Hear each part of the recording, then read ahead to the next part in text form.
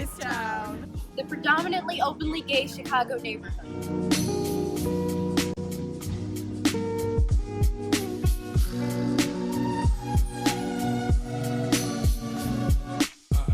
So we need to explain how Boystown is a formal and vernacular region. A formal region is recognized by an official government or another structure. Well, Google recognizes Boystown as a neighborhood, and since pretty much everything we do is through Google, we're counting that as another structure. You know Chicago recognizes it too, right? Yeah, but Google makes it real. A vernacular region is a region in which the inhabitants consider themselves interconnected by a shared history, common interests, and a common identity. So, mutual interests. Easy. Being gay. Next. Well, it's also a place for gay people to move and start a family, own a business, get some support. So being gay. Next. Common identity. Once again, being gay. Umbrella term, but yeah, Boystown in general is just a safe place for the LGBT plus community. Alright, shared history. Here we go. Boystown used to have a different name, and while we appreciate the alliteration found in the gay ghetto, it doesn't have quite the pizzazz that Boystown does. In general, the pattern with gay neighborhoods is that gay people will move into less developed areas with higher crime rates and then work to make that an area a safer, more prosperous place.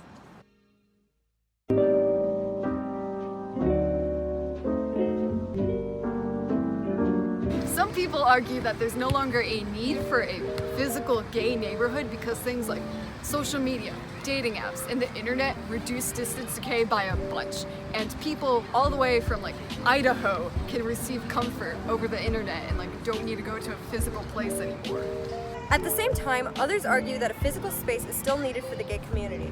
Physical interaction, while decreasing in necessity, is still beneficial for mental and emotional health, especially in the case of the LGBT plus community, in which the people are more likely to have been in an abusive situation. While there are gay enclaves in other parts of the city and the country, Boystown is still the neighborhood with the highest percentage of LGBT plus owned businesses.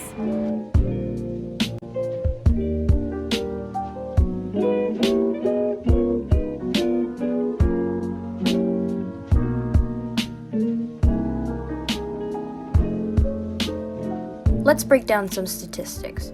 The total population of Boystown is 5,345 people. The neighborhood is 77% white, and despite its name, there isn't much difference in gender statistics, with the neighborhood being 52% male and 48% female. 45% of residents are 25 to 34 years old. Being a well-known gay enclave, Boystown has a large gay population in relation to the rest of Chicago. The percentage of homosexual households in the majority of Boystown is roughly 2.9%, while the southern end has closer to 3.9%. The city of Chicago as a whole has a total of less than 1% likely homosexual households. Today, some people say that Boystown is becoming too white and it has too much of a focus on white, gay, older, affluent men. The demographics of Boystown are changing rapidly, and it is becoming less of a place where gay people live and more of a gay entertainment center. Very few gay people live in the neighborhood anymore as they're moving to areas with lower costs of living. It's starting to become more and more commercial as more buildings are dedicated to commercial purposes rather than residential.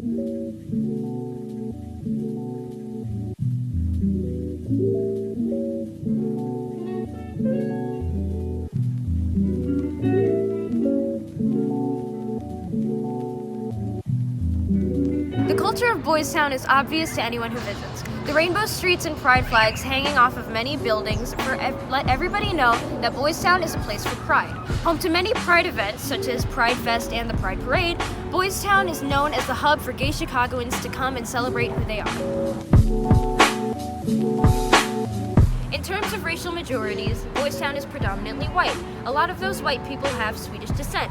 This Swedish descent is especially prevalent in Andersonville, the neighboring neighborhood, which is also known for its large LGBT plus population. After the Great Chicago Fire, wooden houses were outlawed in Chicago. Swedish immigrants, not having enough money to build houses out of stone or brick, moved up to the northern city limits and started building communities and homes there. This is what would later be known as Andersonville.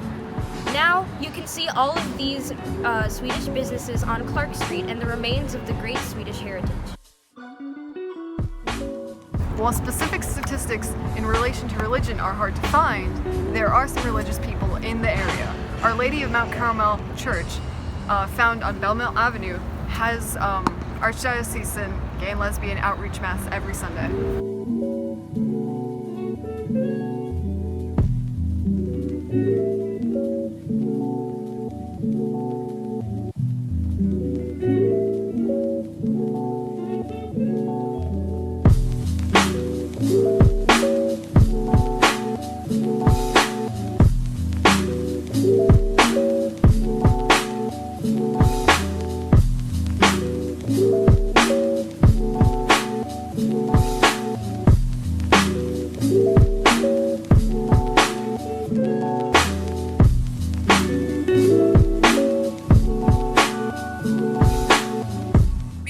Much information on voting and voters in Boystown, but according to the national statistics, many LGBT voters lean more towards liberal views. Due to Boystown's high LGBT population, most residents of the Boystown community are more likely to be liberal. Boystown is part of the 44th Ward of Chicago. The 44th Ward is surprisingly not as gerrymandered as one would think, in comparison with the 46th Ward, which is honestly ridiculous. The 44th Ward alderman, Tom Tunney, is Chicago's first openly gay alderman.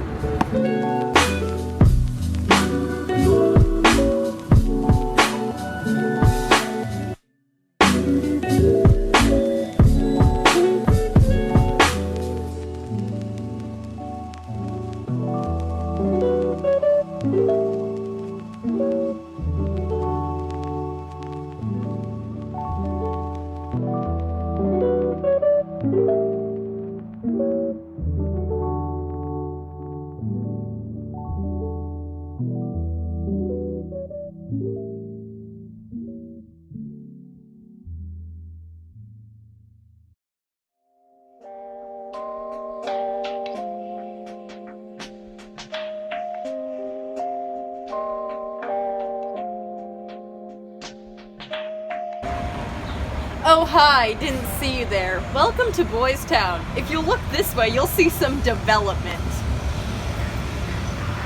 Construction.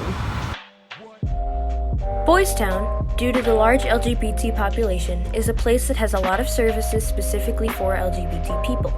One such service is Center on Halsted. Founded in 2008, Center on Halsted is the largest comprehensive community center in the Midwest focusing on LGBTQ community health and wellness. It offers a wide variety of services, including an LGBT youth program, HIV testing, and many therapy and support groups. From the beginning, we envisioned that the center would be that true community center, which means all people are welcome. It's one of the most welcoming places that I have personally ever been to, and it's such a jewel in the city. It is a safe haven for the LGBT community.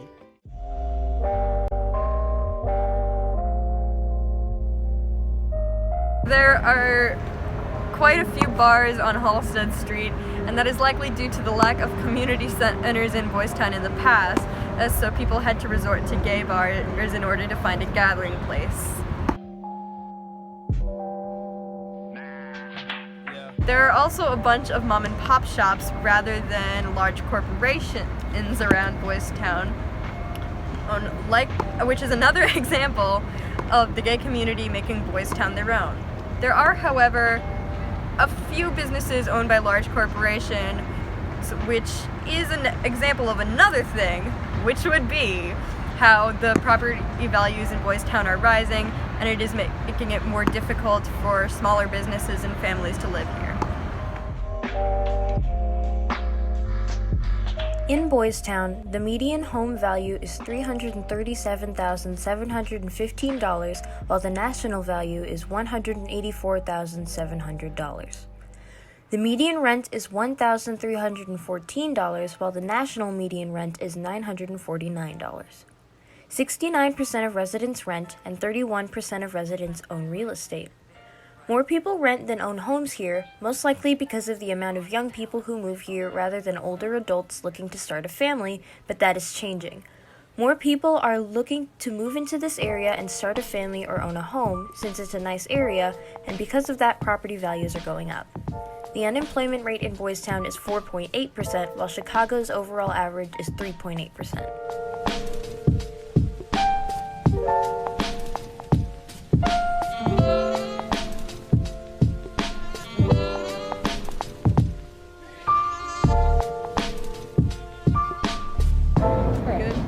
Are you a resident of Boystown? All right. How long have you lived here? 6 months. All right. Why did you decide to move to Boystown? So I wanted to be on the north side of Chicago. I wanted to be by the Lakeshore Path. I like baseball. I wanted to be by Wrigley, so it's lots of bars, lots of nightlife things to do. It's a good place. I like it. I like where I live. What are some changes that you've noticed since you've moved here, if you have noticed changes? Winter turns to summer, I guess. That's it. That's all I noticed.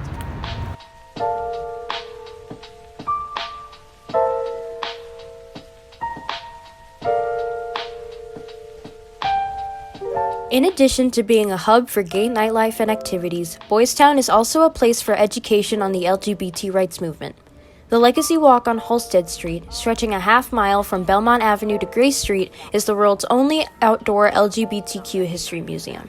The rainbow pillars along the street mark plaques dedicated to LGBT+ people who have made impacts in history. You're part of the Legacy Walk. Tell us about that. So the Legacy Project is all about really celebrating LGBT contributions to our collective history. And so we do that through our pylons. We have one of the only outdoor walking museums. And each one has multiple plaques, Yes, right? yes. Now, who are the people that are featured? How are they significant? So James Baldwin, Margaret Chung, Harvey Milk. So those are some of the people that are on these plaques.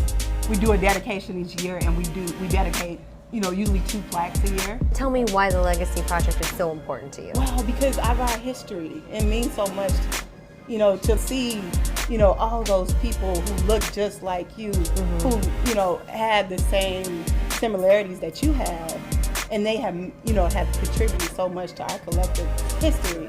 It makes you feel proud.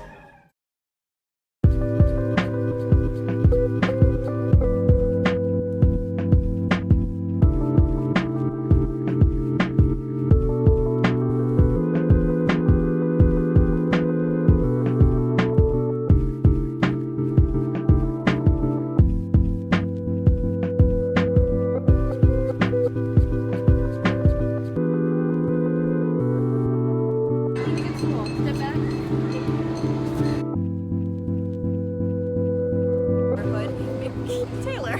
Louder! Fine! Ah! Specifics. Wait, stop. Start again. Okay. Archdiocesan Gay and Lesbian Outreach Mass every Sunday. That's all. What makes it real?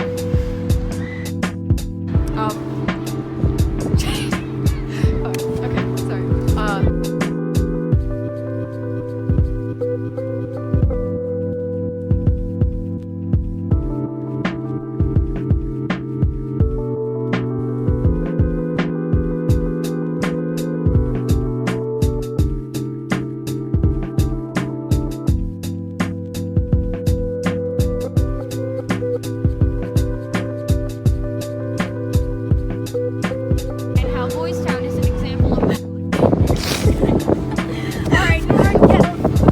sorry. Get on your back. I'll get on your